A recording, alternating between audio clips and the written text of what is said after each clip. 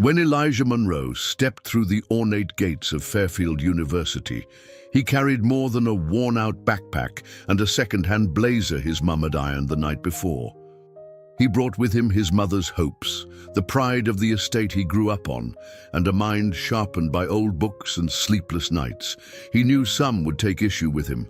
A black lad, autistic and on scholarship, walking into a place made for heirs and legacy students. But he also knew exactly who he was.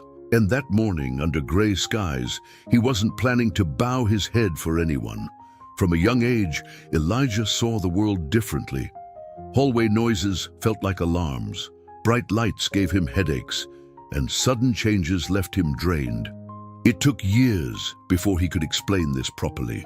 At 13, he was diagnosed with level 1 autism, which brought his mum relief and gave him clarity. His intense focus, his struggle with casual conversation, and his unshakable sense of fairness finally made sense. But at Fairfield, no one seemed keen on understanding.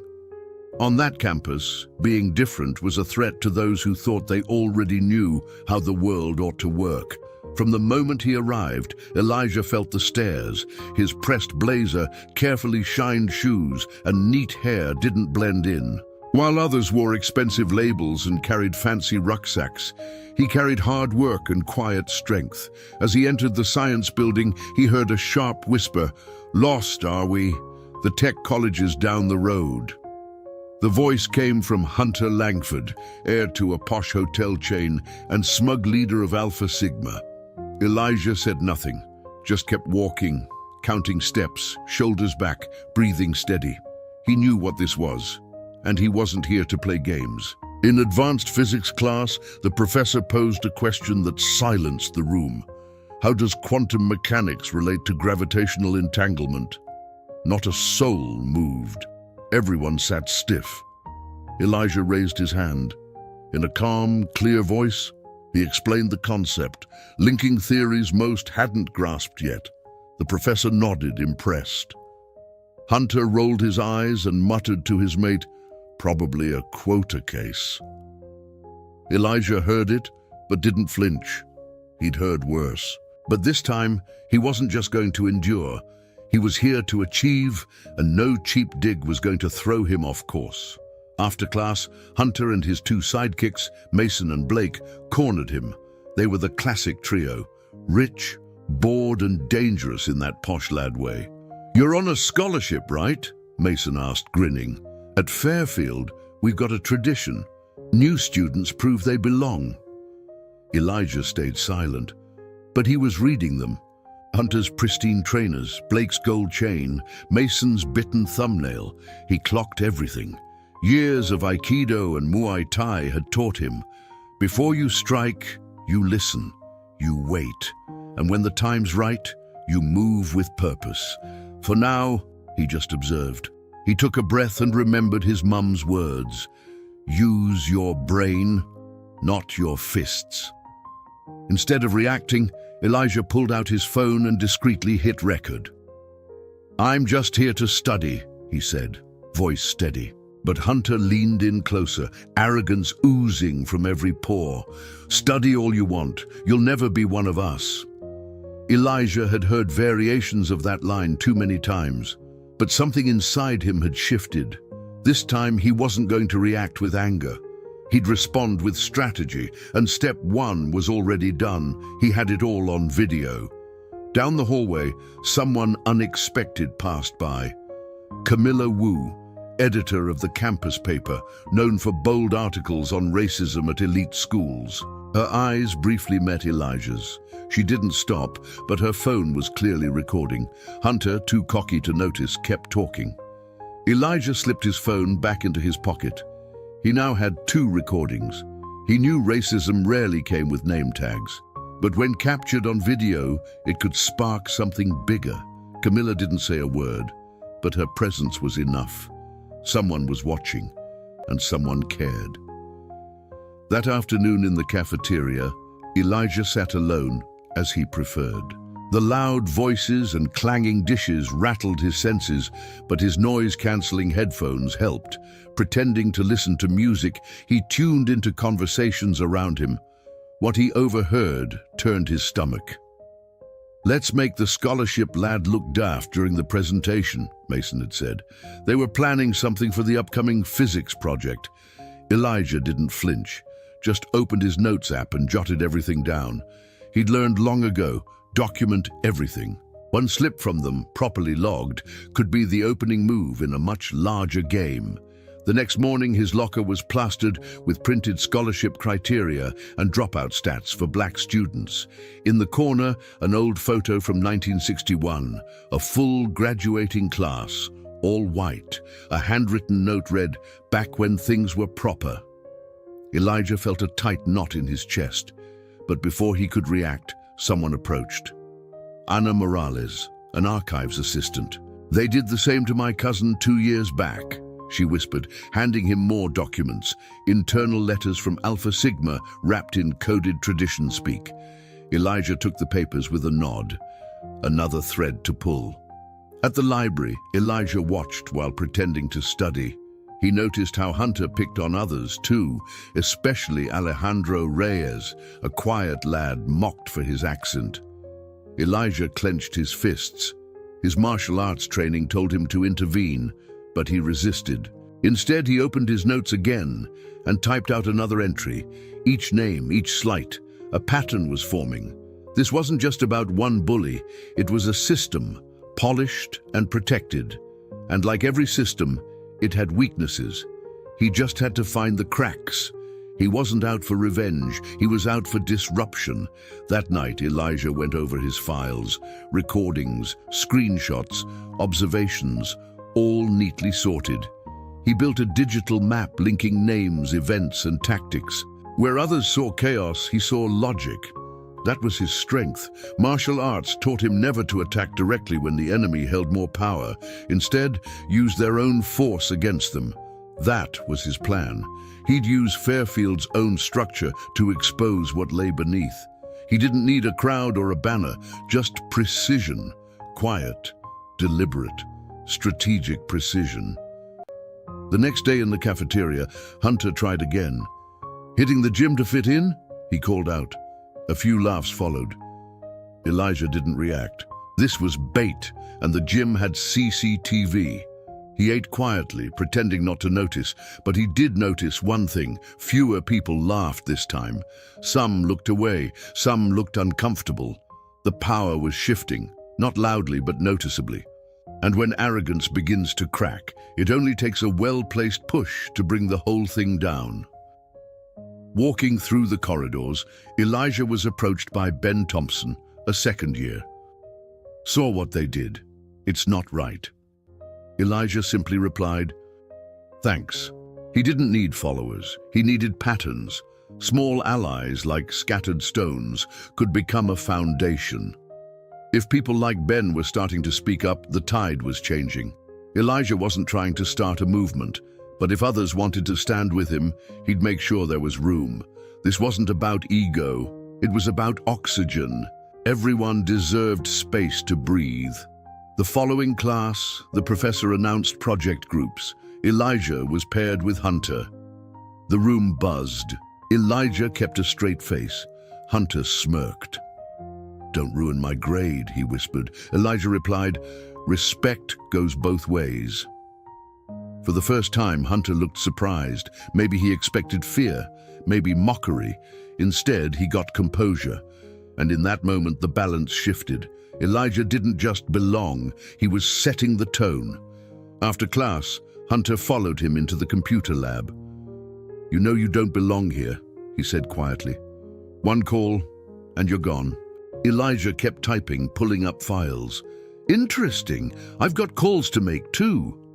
Screenshots, recordings, evidence of misconduct. It was all there. "You cheat, I survive.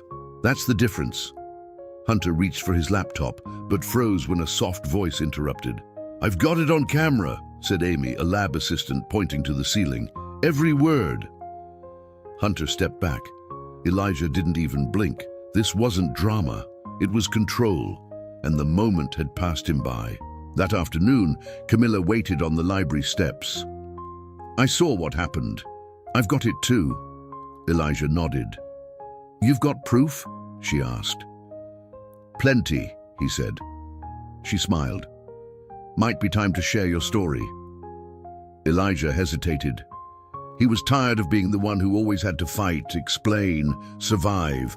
But maybe it was time, not to punish, to protect, and maybe, just maybe, to change something for the next person who walked through those same gates, carrying their silence like armor. The next morning, Elijah arrived at the university gym earlier than usual. He liked the quiet, the clinking of weights, the rhythm of movement. Training wasn't about appearance, it was how he centered his thoughts.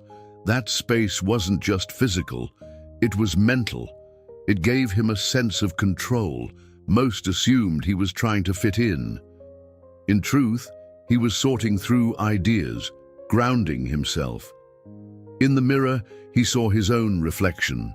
Serious, focused, still. He knew the fight ahead wouldn't be won with brute force. It would be won with preparation, patience, and perfect timing.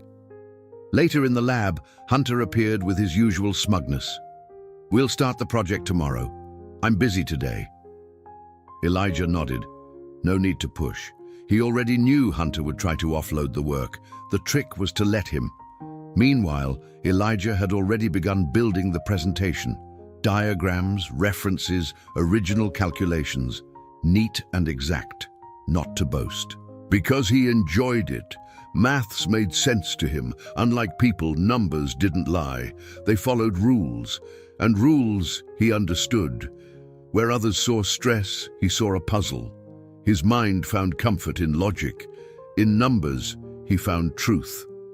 On his way out, he noticed Alejandro sitting outside the science building, shoulders slumped. "They took my USB," he said quietly. Elijah crouched beside him. "Was your work on it?" Alejandro nodded. Elijah paused. "Come to the library tomorrow. I'll help you redo it." Alejandro hesitated. "Why would you?" Elijah didn't look up. "Because no one helped me, and I know how that feels." The words were simple, but full of weight. That moment contained a whole history, a story he hadn't told yet. But someday he would, when the time felt right, not for pity, for truth. That weekend, Elijah spent hours at the library, finishing his project, helping Alejandro, watching the patterns of student behavior. He noticed how students of color, international students, those a bit different, sat in the same corners, followed the same routes. It wasn't by chance.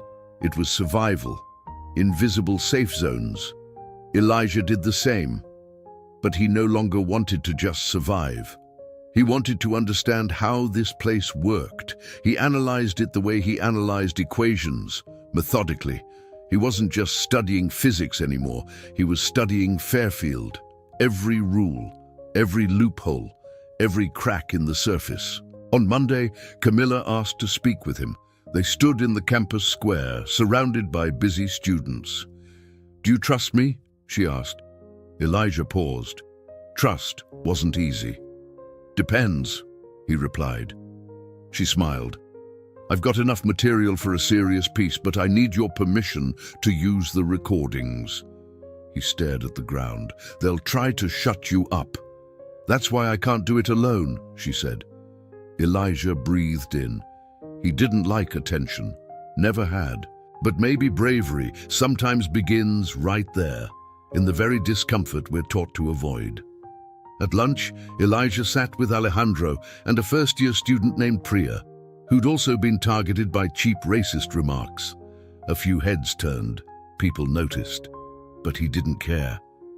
Their table grew slowly. A fourth student joined. Then another. By the end of the week, what was once a corner of isolation became a haven of community.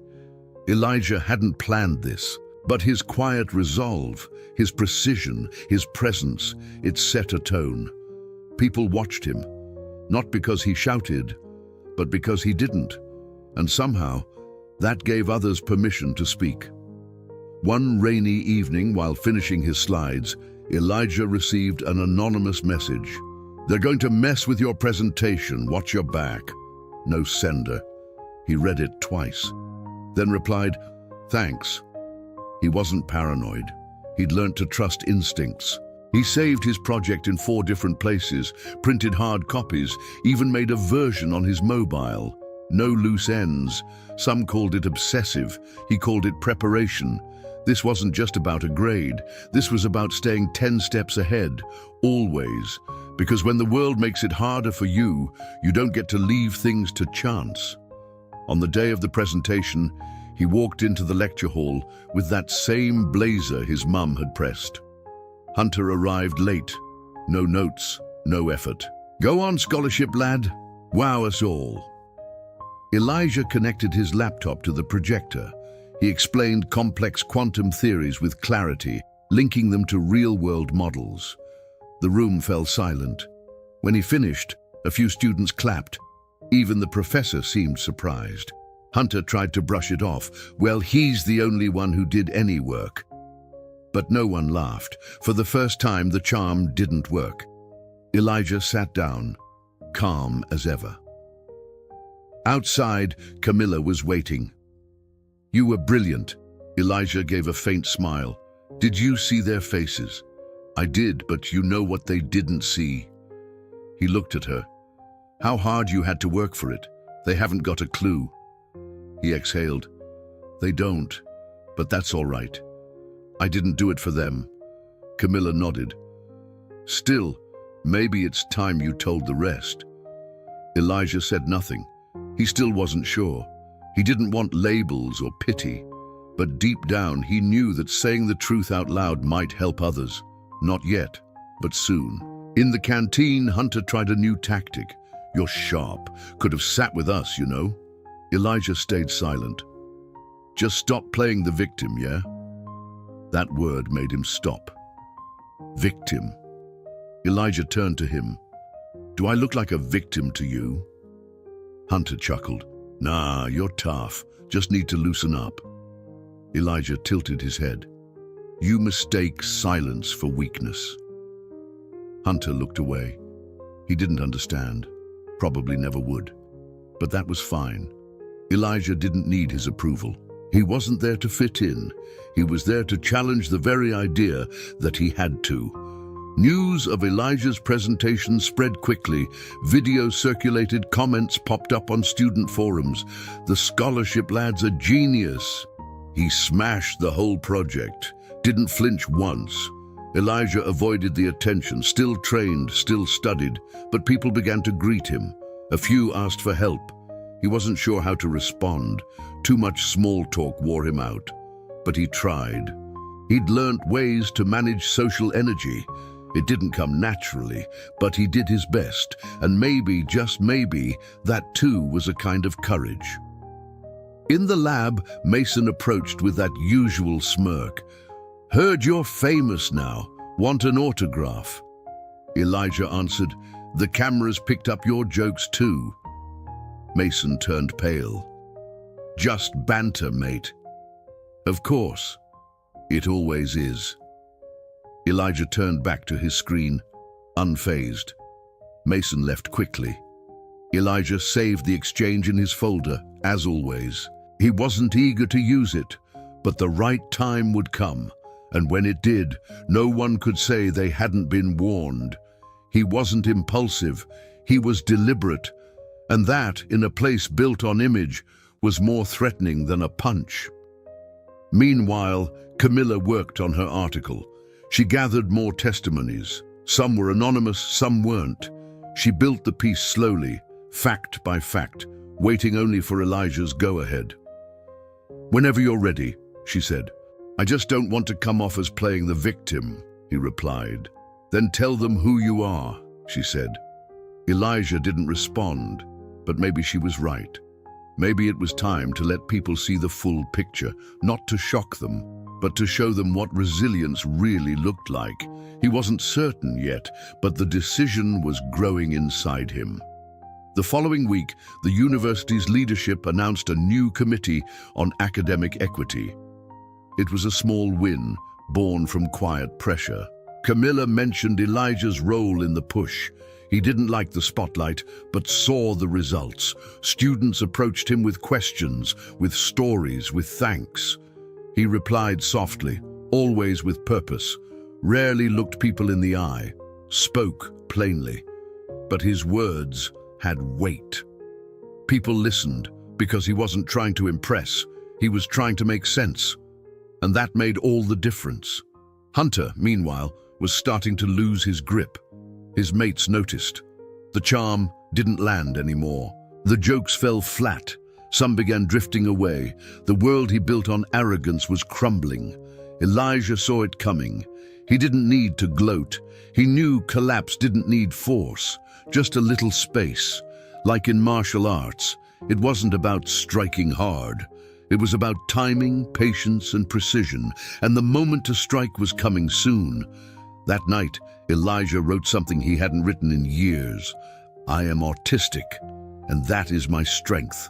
He remembered every time he'd been dismissed, laughed at, sidelined, not because of his mind, but because of people's unwillingness to understand it. What they called strange was really a different way of thinking, more focused, more sensitive, more observant. He didn't want pity, never had. He wanted respect. And now, for the first time, he felt ready to say it, not for sympathy, for truth, and for those who hadn't yet found their voice. After the autumn break, the campus felt different. Small groups gathered for real conversations about fairness, inclusion, and privilege. Camilla's article hadn't been published yet, but change was in the air. Elijah noticed the curious looks, the whispers, the invitations to join panels, which he politely declined. He preferred his peace. He knew too much attention often led to more traps. So, he stuck to his usual. Morning training, focused study, quiet watching. He wasn't after applause, he was after impact. And change, he knew, wasn't made on stages. It was built in the shadows, where patterns were born. Hunter, annoyed by Elijah's growing respect, decided it was time to act. He avoided direct confrontation. That had backfired. This time, the plan was slicker. He created a fake social media account and began spreading twisted stories. Photos cropped, posts taken out of context. Fake messages where Elijah seemed to insult classmates, all crafted to sow doubt, to crack the image of dignity Elijah had built. It was a classic move. If you can't beat someone with truth, ruin their name with lies. And for a while, it looked like some might actually believe it. Camilla was the first to warn him. "Have you seen this?" she asked, holding up her phone. The post accused Elijah of hiding behind diversity to manipulate others. He scanned the image, cleverly faked, just enough to raise eyebrows. "They're trying to flip the story," she said. Elijah nodded. "I expected this." "So, what'll you do?" she asked. "Not yet. Let them show their hand." Camilla stared at him, struck again by his calm. It wasn't indifference. It was restraint. Years of being misunderstood had taught him how to stay still when others panicked. That was his edge. As the online whispers grew louder, Elijah stayed disciplined. In the background, he worked with Alejandro and Anna on a deeper investigation into Alpha Sigma's history. They dug through emails, payment records, grade manipulations. Elijah didn't want to use it all at once. He wasn't out to destroy for show. He was waiting, stacking every fact, every link. The most effective strike he knew wasn't the loudest. It was the one with perfect timing. While Hunter and his mates played games, Elijah built a case, quietly, precisely. Not to humiliate, to expose a structure that protected people like Hunter. Hunter noticed the fake posts weren't having the effect he wanted. Elijah didn't panic, didn't even comment. That silence unnerved him. So Hunter pushed further. He proposed an open forum on diversity and merit. The university approved it quickly, pleased with the idea of engagement. Elijah was invited. Camilla warned him. "It's a trap." He read the flyer carefully. "I know. And you'll still go?" Yes, time to change the game. On their board. The decision wasn't impulsive.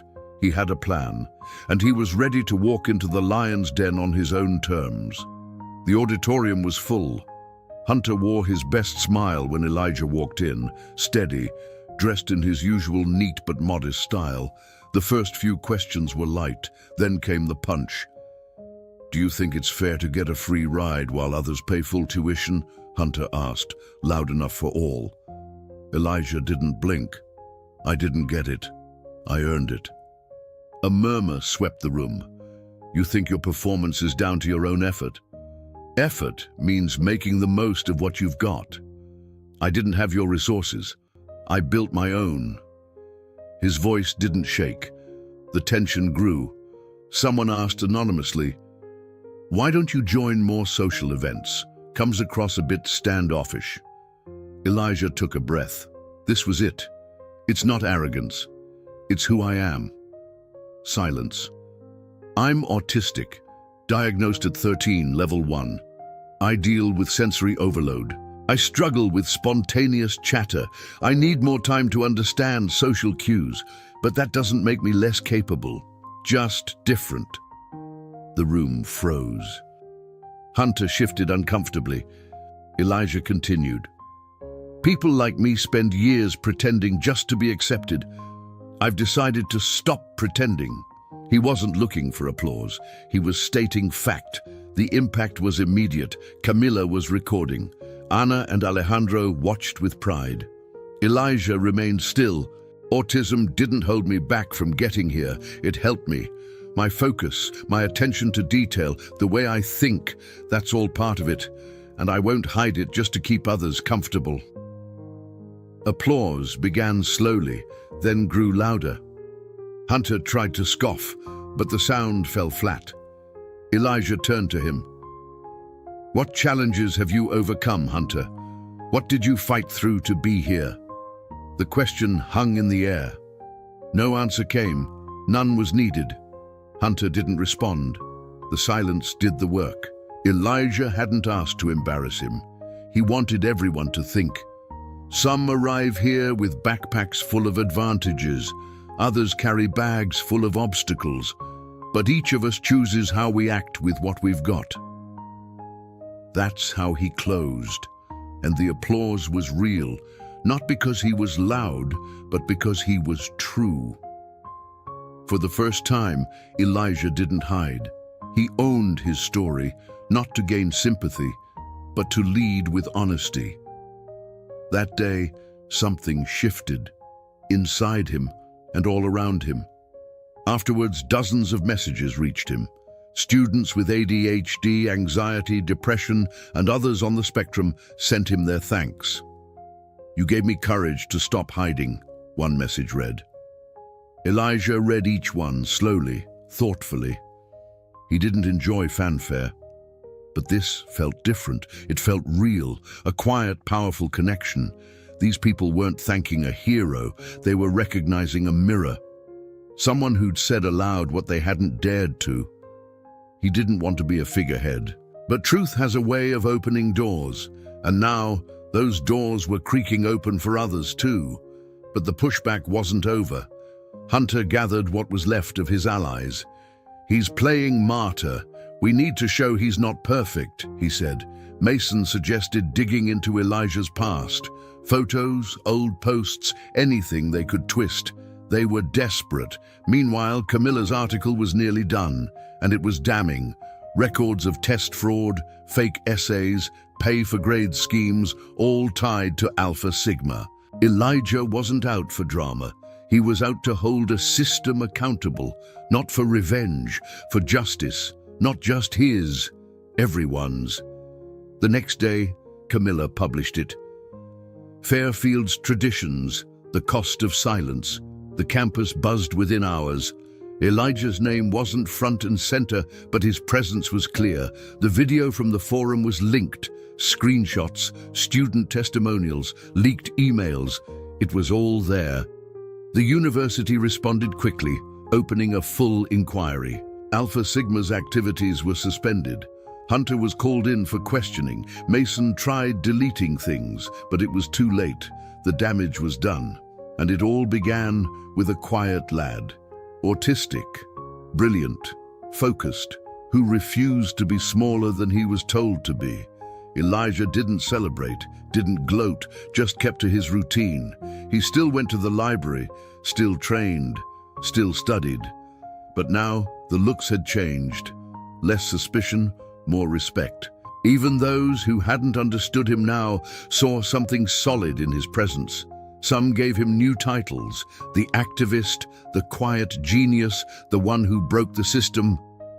But Elijah didn't care for titles. He'd never asked for attention. He'd simply refused to disappear. And in doing so, he'd left a mark no spotlight ever could. Alejandro was more confident now, speaking up in class, leading a support group for Latino students. Ena was working on a digital exhibit showcasing Fairfield's hidden diversity history.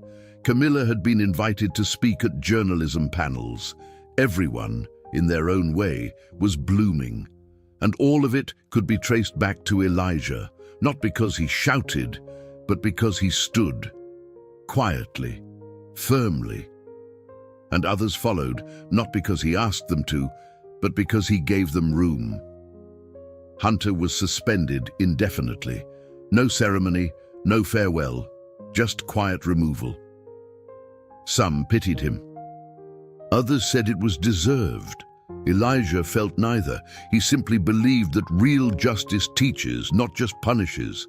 If Hunter came back, he hoped he'd return changed, not for Elijah's sake, for his own. People can learn, or not. That choice is theirs. Elijah had carried enough burdens. He wouldn't carry someone else's refusal to grow. In the hallways, more students now greeted Elijah. Some asked for guidance. Some simply nodded gratefully. Elijah responded politely, but never forced himself. He still avoided loud spaces, declined parties, needed breaks from chatter, and slowly people learned to respect that. Not being social doesn't mean I'm rude, he'd say. It means I'm protecting myself. That message began to resonate. Teachers adjusted lessons. Study groups made room for silence. For the first time, inclusion didn't just mean invitation, it meant adaptation. And for Elijah, that was real progress. With the release of Camilla's article and the suspension of Alpha Sigma, the university had no choice but to act. The headmaster announced the formation of an independent review board to look into past cases of exclusion and discrimination. For the first time, students who'd long been ignored were invited to speak at the table. Elijah was offered a seat on the new committee. He politely declined. "My part's done," he said. "Others need to lead now." The organizers were surprised, but it made sense. Elijah wasn't chasing credit. He cared about lasting change, and real leadership makes space. Camilla pushed for him to be honored at an upcoming diversity event. He hesitated for days. "I don't want to be made into a hero. I only did what needed doing." But she pressed gently. "You don't choose whether people are inspired by you, but you can choose what they do with it." Her words stayed with him. In the end, he agreed. On one condition, he'd speak honestly. No rehearsed speeches, no forced smiles. Just truth, in his own way. If people wanted to listen, they'd hear things as they were, not as they preferred. At the event, the auditorium was packed. Elijah stood on stage, wearing his navy shirt, holding a worn notebook. No slides. Just him. "I'm not here to tell a success story," he began. "I'm not a miracle. I'm not an exception. I got here through hard work, yes, but also through barriers." The room went still. "I'm autistic. I'm black. I had to build my own support systems. That's not strength. That's survival. And no one should have to survive in a place that claims to welcome them." Some in the crowd wiped away tears. Others nodded, wordless. I don't want people to look at me and say, if he made it, anyone can. That's not fair. Ask how many tried and gave up. How many got pushed out. How many broke under the pressure of being ignored or mocked. His voice was steady, never raised. I'm not asking for applause. I'm asking for change. He paused, letting the quiet land. True inclusion isn't clapping when someone different succeeds. It's making sure they don't have to hide who they are to stay here. The silence that followed wasn't awkward. It was meaningful, the kind that says, we hear you. After the event, Elijah slipped away quietly. He didn't wait for praise or photos. He just needed to breathe. He sat on a bench near the university's garden, the same spot where he used to organize his thoughts. Anna joined him minutes later. I looked for you in the hall. Too many people. She sat beside him. You spoke for all of us. He looked up at the cloudy sky. I just said what needed saying. That's what made it powerful. He didn't answer. Compliments were still uncomfortable. But for the first time, he felt something new, maybe peace. In the weeks that followed, real changes began to take shape. The university revised its accessibility policy. Teachers received proper training on neurodiversity. Mental health support was extended and improved. A student group for autistic learners was formed, the first in Fairfield's history. Elijah didn't attend the early meetings, but one day he spotted a poster that read, "You don't have to pretend to belong." It stayed with him, because that, in essence, was everything he'd been trying to say. And now, it wasn't just words in his head. It was being heard by more than just himself. Hunter, no longer at the center of attention, kept a low profile. He had grown up thinking rules didn't apply to him. Now he was learning that they did. Some said he deserved what came. Others felt sorry. Elijah felt neither. Justice, he believed, should teach, not only punish. If Hunter ever returned, he hoped he'd come back different. Not for Elijah's sake, for his own, because people do change if they choose to. Elijah had done his part. He wouldn't carry anyone else's refusal to learn. Around campus, more students greeted Elijah than ever before. Some asked for advice. Some simply said thank you. He responded kindly, but never forced himself into long chats. He still avoided crowds, still needed space to recover from too much noise. And slowly, people began to understand. I'm not being rude, he would say. I'm protecting myself. That sentence started to make sense to others. Teachers adapted their methods. Study groups allowed for quieter participation. Inclusion was no longer about fitting in. It was about making room. And for Elijah, that made all the difference. Alejandro, more confident now, invited Elijah to help lead a workshop on coping strategies for neurodivergent students.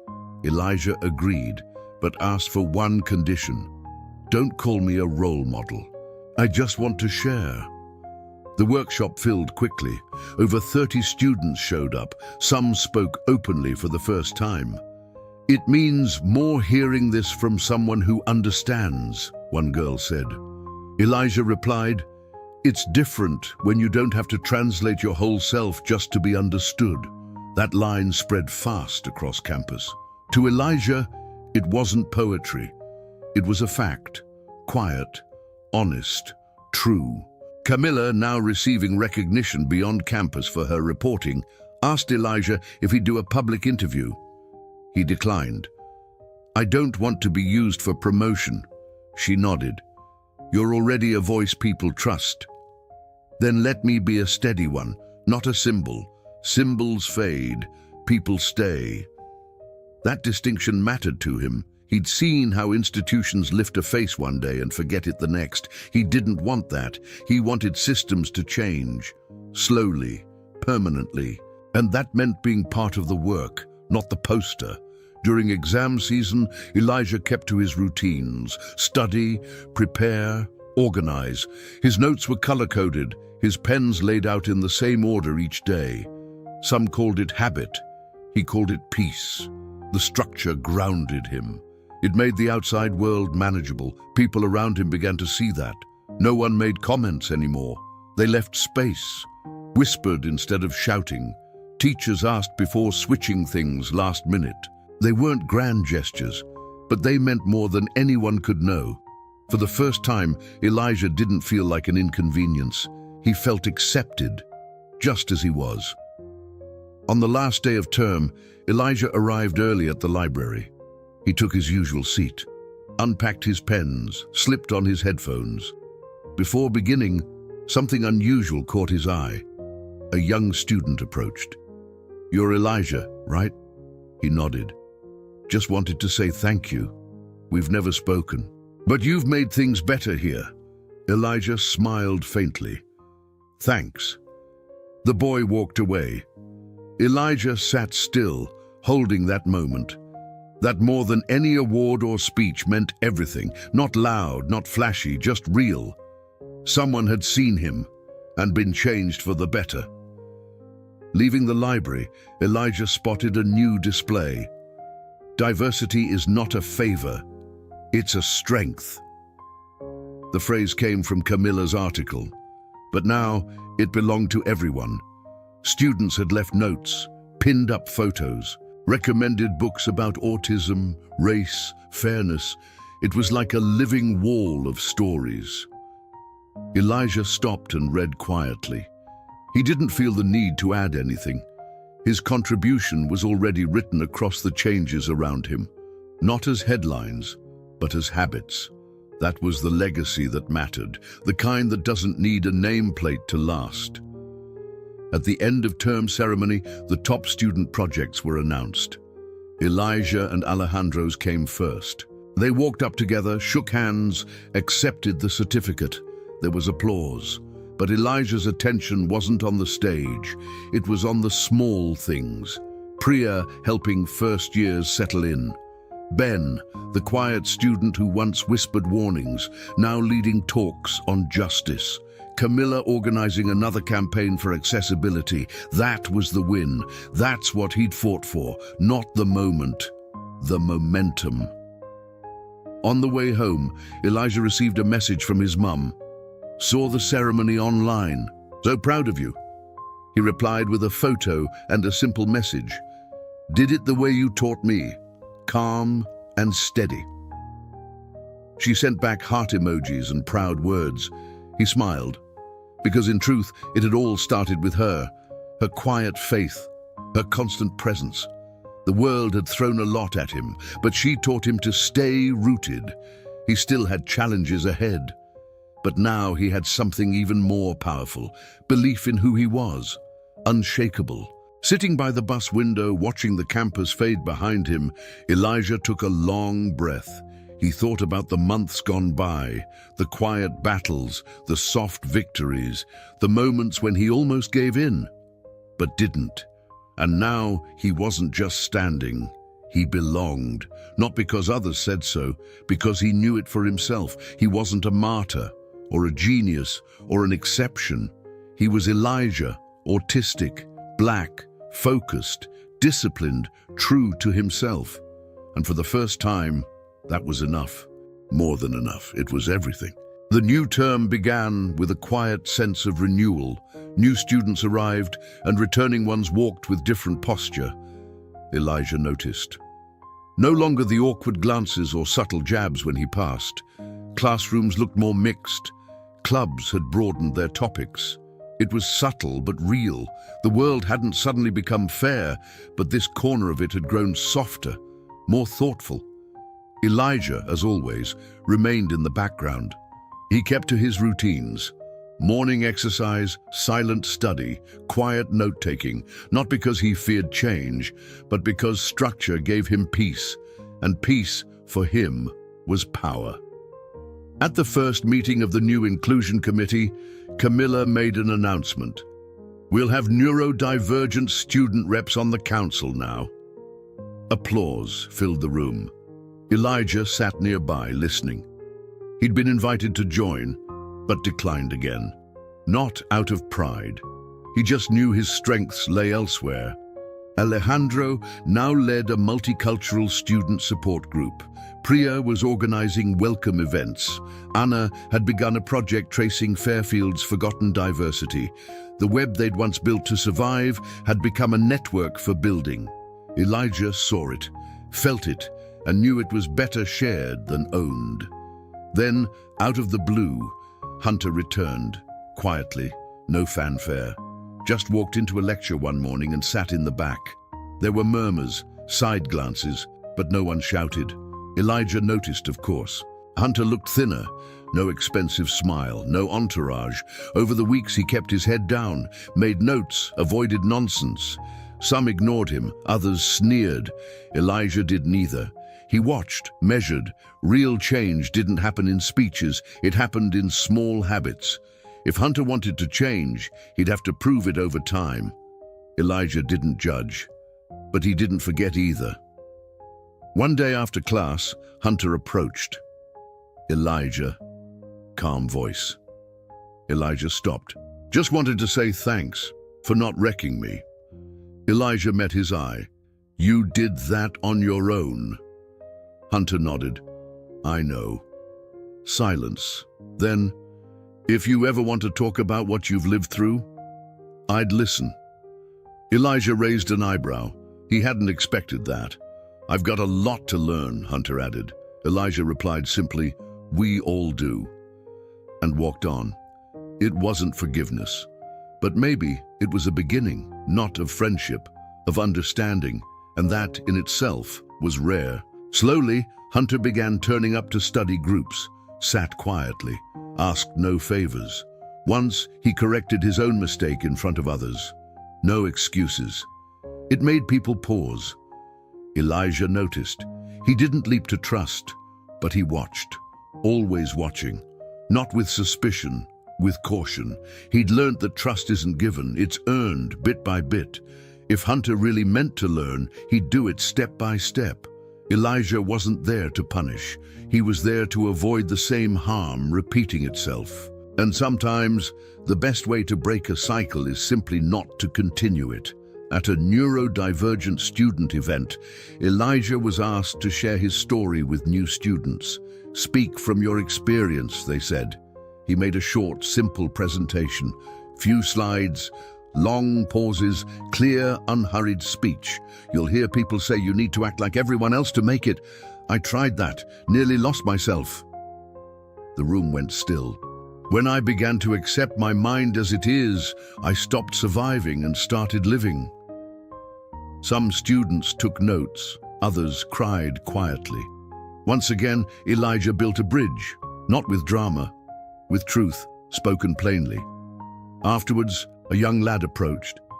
I'm autistic too, never told anyone, but maybe I will now. Elijah smiled. You can, and you don't owe anyone an explanation. The boy nodded. Weeks later, he wrote a piece for the campus newspaper. I'm not broken, just different. Elijah read it in the quiet of the library, didn't comment, just saved the link. That was the work that mattered, not being noticed, but helping others find their voice, one by one, quietly, honestly, without demanding anything in return. New faces filled the halls, more diversity, more awareness, more moments of thoughtfulness. And for Elijah, the greatest shift was this. He no longer felt like he had to earn his place daily. He simply had it, not as a token, as a presence. Classrooms adjusted, clubs invited more voices. Lecturers paused to ask, is this clear? It wasn't perfection, but it was a beginning. Elijah walked those corridors with steadiness, not prideful, but finally settled, not just attending Fairfield, but truly part of it, without apology. In a seminar class, Hunter gave a short talk. His topic, privilege and repair. The room held its breath. He spoke without charm, just facts. He admitted past harm, reflected on the comfort he once mistook for merit. Elijah didn't beat me with fists. He used clarity, strategy, and didn't return hate with hate. Then, he said, if I'm different now, it's because someone who could have ruined me chose not to. Elijah listened from the back, said nothing. He didn't need to. Change, when it's real, doesn't need an audience. It shows itself in tone, and Hunter's tone had changed. Camilla caught up with Elijah after the class. "You heard that?" He nodded. "What do you think?" "He's learning," Elijah said, "like the rest of us." She smiled. "You're more generous than people think." "Not generous. Calculated," she laughed. "Always." But she knew better. Elijah wasn't cold, he was careful. And that care, that thoughtfulness, was what gave people space to reflect. He never scolded, never preached. He simply stood in truth. And that, quietly, pushed others to stand straighter too. Behind the scenes, Elijah was working on a research paper about accessibility in higher education. Supported by 2 professors and Anna, he gathered real data, suggested ways to adapt materials, change signage, simplify communication. It wasn't activism for applause. It was academic, grounded, sharp. His final project wouldn't be about him. It would be for the next Elijah who walked into a place like this. Not flashy, but firm. That's how things lasted. Not in slogans, but in structure. One evening, Alejandro invited him to dinner with the group. It's quiet, soft lights, no loud music. Elijah hesitated, as always, but went. And to his surprise, it was fine. No one pushed conversation. They laughed gently, respected his silences. At the end, he said, this was the best part of the term. Priya replied, "You're one of us. We just had to learn your rhythm." That stayed with him. Your rhythm, the thing the world had tried to squeeze out of him. Now it was valued. That meant more than he could say. Walking across campus, Elijah noticed a new plaque. Elijah Monroe Accessibility Center. He stopped, surprised. He hadn't been told. Camilla approached. "We decided together. It's not about praise, it's about honor." He stared at the sign, his name etched in gold.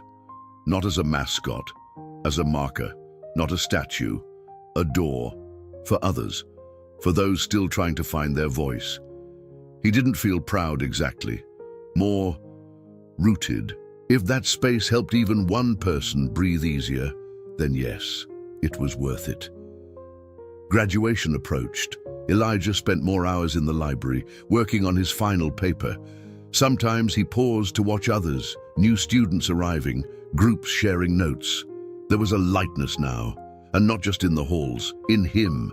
He no longer felt like he was holding back a flood. He could simply be. Still autistic, still black, still detailed, still different. But now, respected, not as a surprise, but as a certainty. That was new, and it changed everything. The night before graduation, his mum arrived in town. "My quiet storm," she said, hugging him tight. "You taught me patience," he replied. They sat on the bench in the campus square, the same one he once sat on in silence. "Remember when you said being different was a problem?" she asked. "I do."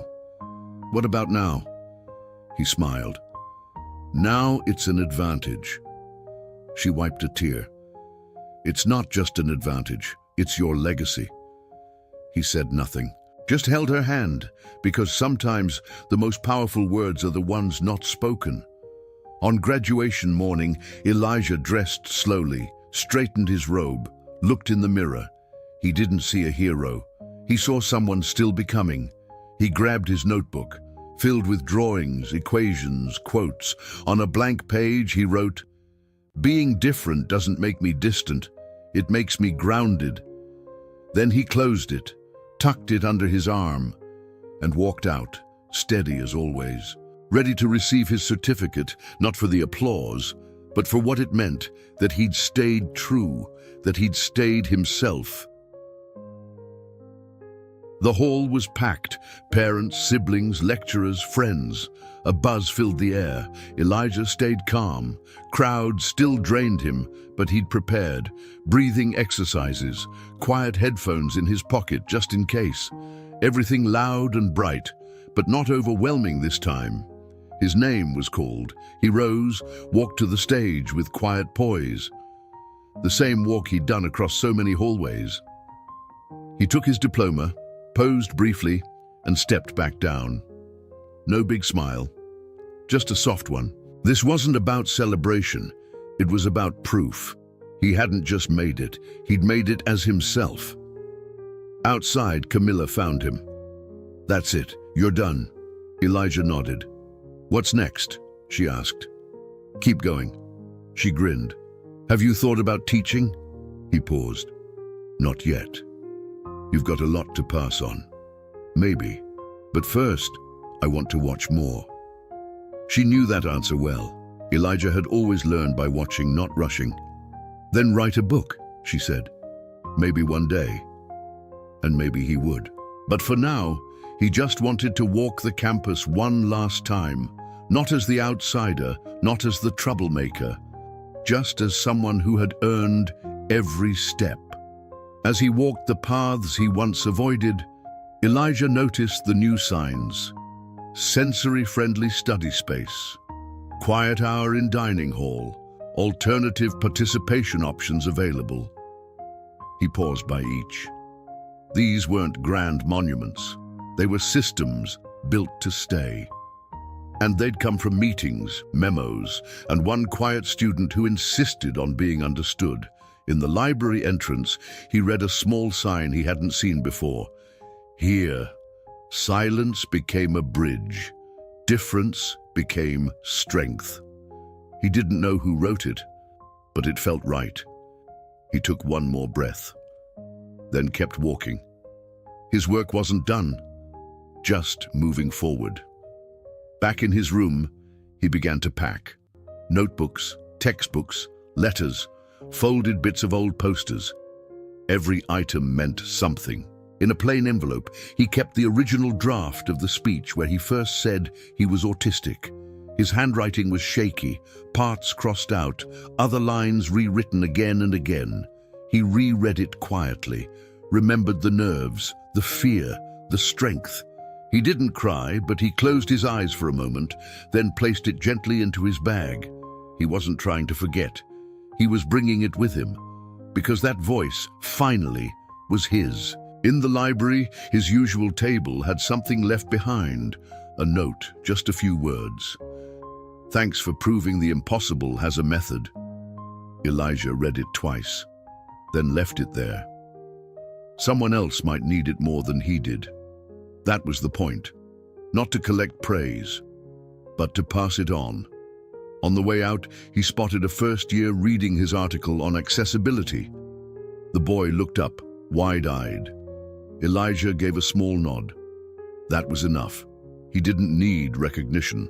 His story was already part of the place, and that was all he'd ever hoped for. He met Alejandro and Anna one last time, a takeaway dinner on the rooftop. No champagne, just laughter, honesty, and memory. "You changed everything," Anna said. Elijah shook his head. "We did!" Alejandro raised his can, "and now others will carry it on." That was it. The circle wouldn't close here, it would grow. Elijah never wanted to be a beacon. He'd chosen to be a seed, planted with care, nurtured in silence. Now the roots were deep, and already new branches were rising. The best kind of legacy, shared, ongoing, invisible but steady. On the way to the station, he bumped into Hunter, alone, still quieter. "Heading abroad for placement," Hunter said. Elijah nodded. "Good for you." Hunter hesitated. "Would you mind if I mentioned your name? In a talk I'm giving, about what I've learned." A long pause. Then Elijah replied, "You can. Just tell the truth. Don't paint me as a saint." Hunter gave a small smile. "I won't." They shook hands, not as friends, but as men who'd once stood on opposite sides of something and walked away changed. Not perfect, but changed.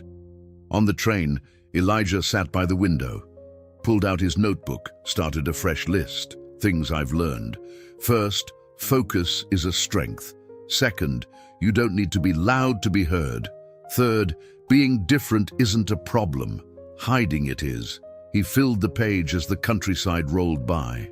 He didn't know exactly what was next, but he had his rhythm, his peace, his truth. That was enough. For years, he'd felt like he was walking against the wind. Now, the air was calm, and even if it blew again, he was ready. The journey was long, but peaceful. At the end, he stepped onto a smaller campus, his new university for postgrad, trees, quieter halls, a place that felt manageable. No one here knew his past, and that was fine. He wasn't here to relive anything. He was here to grow. The woman at reception smiled. "Welcome, Elijah." He nodded. "Thank you." It wasn't a throwaway phrase. He meant it. For once, those two words weren't routine. They were real. He had arrived, not just in place, but in presence. In the early days, he mapped the campus like a puzzle, found the best quiet spots, noted the echo in certain stairwells, timed the lunch queues, all the tiny things no one else clocked. He noticed everything. That's how he adjusted, not by force, but by design. A few staff took note. One lecturer asked, "Would you be interested in helping us review our materials?" Elijah replied, "In time." He never rushed. That was his way. Give things their rhythm. Not everyone understood it, but those who did, they made room. And that's all he ever asked for. On a corridor board, he saw a poster, "Difference is power." He smiled. He hadn't written it, but it echoed his truth. Soon after, he joined a student group, quietly at first, then offered a few ideas. He never took over, just shaped things from within. After a month, someone asked his name. "Elijah," he said. "Elijah Monroe, from Fairfield?" He paused. Just Elijah. Because he didn't want to be a story. He wanted to keep doing the work. And wherever he was, he'd do it the same way, with calm hands and firm ground. A message pinged from Anna. "The mentoring program launched, based on your notes. It's working." Then from Camilla. "They're using our article in a journalism course." He replied with a smiley. Communication in short bursts still worked best. They understood, always had. That's why it worked. They'd never asked him to change his language. They'd learned to listen in new ways. And now, in this next chapter, others would learn too. Because Elijah wasn't just a figure from the past. He was a presence, gentle, deliberate, and always paying attention. At a university event, the new principal of Fairfield spoke. "A student once taught us that silence can be a tool and calmness a revolution." No name was given, but many knew. And Elijah, hundreds of miles away, heard about it. He smiled quietly. Not because he wanted the credit, but because the ripples had reached far. There were now students sitting in lecture halls without fear, students speaking, resting, thinking at their own pace. That was the real victory, not glory, but access, not fame, but space. One cool evening, Elijah sat under a tree on campus and wrote a letter to himself. You arrived, not perfect, not finished, but full. He folded it, tucked it in his notebook. He thought back to the heavy silences, the moments of doubt, the fights that weren't visible, and how slowly he'd carved out something solid, not for others, for himself. Because when you know who you are, not the version others ask for, but the real one, then nothing can move you. And Elijah, he was finally unmoved. Back in his room, another note waited on his desk. From a student, "I spoke in class today because of what you said last week. Thank you." Elijah read it, then pinned it to the wall. Small signs, quiet proof, the sort that doesn't fade. He opened a new notebook, postgrad. First line, Starting over isn't going back, it's continuing, just better equipped. That's what he would do. Keep going, steady as ever, writing systems, building bridges, and staying exactly as he was. No edits, no masks, no apologies. Just Elijah, whole, grounded, enough. Night fell gently. Elijah switched off the light, aligned his pens, set his alarm. He looked out the window past the trees and lights. Everything was quiet, and inside, so was he. No performance, no noise, just the calm certainty that he had made it this far by being true. And tomorrow, he'd do it again. Not for show, not for praise, but because, finally, he could. He closed his eyes, slept without fear, not as a symbol, not as a hero, just as himself.